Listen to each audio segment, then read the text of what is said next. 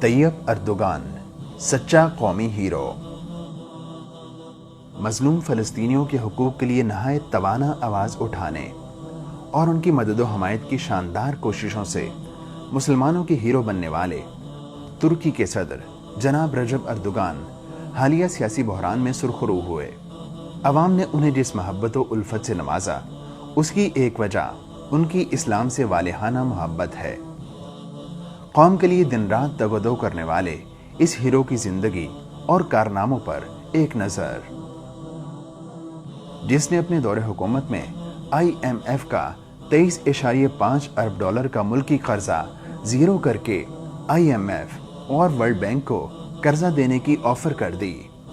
لادین ملکی تعلیمی نظام کو اسلامی بنانے کے لیے اصلاحات کی۔ نتیجتاً جن سکولوں میں طالب علموں کی تعداد 65,000 تھی وہ 8 لاکھ تک پہنچ گئی۔ ملکی یونیورسٹیوں کی تعداد 98 سے بڑھا کر 190 کر دی۔ 12 سال کی عمر سے قبل قرآن پڑھنے پر پابندی ختم کی اور تمام سکولوں میں قرآن پڑھانا اور دین کی تعلیم دینا لازمی قرار دے دیا۔ مسجد اور سکول کے 100 میٹر احاطے میں شراب کا اشتہار بھی ممنوع قرار دیا۔ صرف ایک سال میں 17,000 نئی مساجد کی تعمیر اور پرانی مساجد بحال کی۔ ساری قوم کے لیے گرین کارڈ کا اجرا، جس کے تحت کسی بھی ترک باشندے کو ملک کے کسی بھی ہسپتال میں ہمہ وقت مفت علاج کی سہولت ہو گئی۔ خواتین کے لیے پردے کے ساتھ ڈیوٹی کی اجازت، حتیٰ کہ ایک خاتون جج نے 2015 میں سکارف پہن کر کیس سنا تو اہل یورپ کے لیے یہ بریکنگ نیوز سمجھی گئی۔ سودی بینکوں کی بجائے زراعت اسلامی بینک کو ترجیح دے کر عوام کو سیدھی راہ دکھائی۔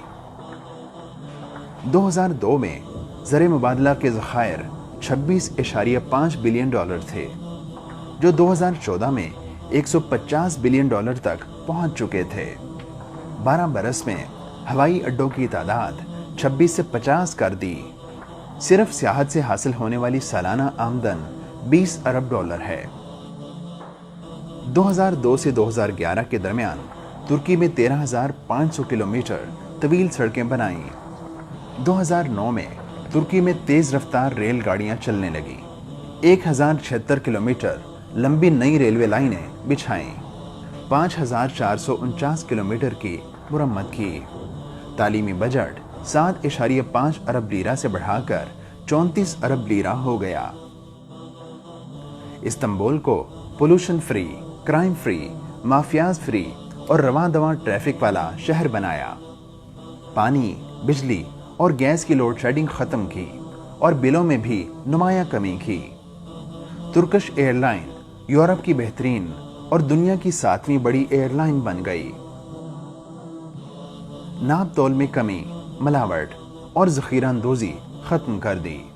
2011 میں ان کی پارٹی نے 49.83% ووٹ لیے۔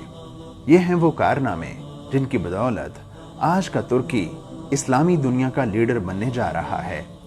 انہی سنہرے کارناموں کی بدولت آج طیب اردوغان عوام کے دلوں میں بستا ہے۔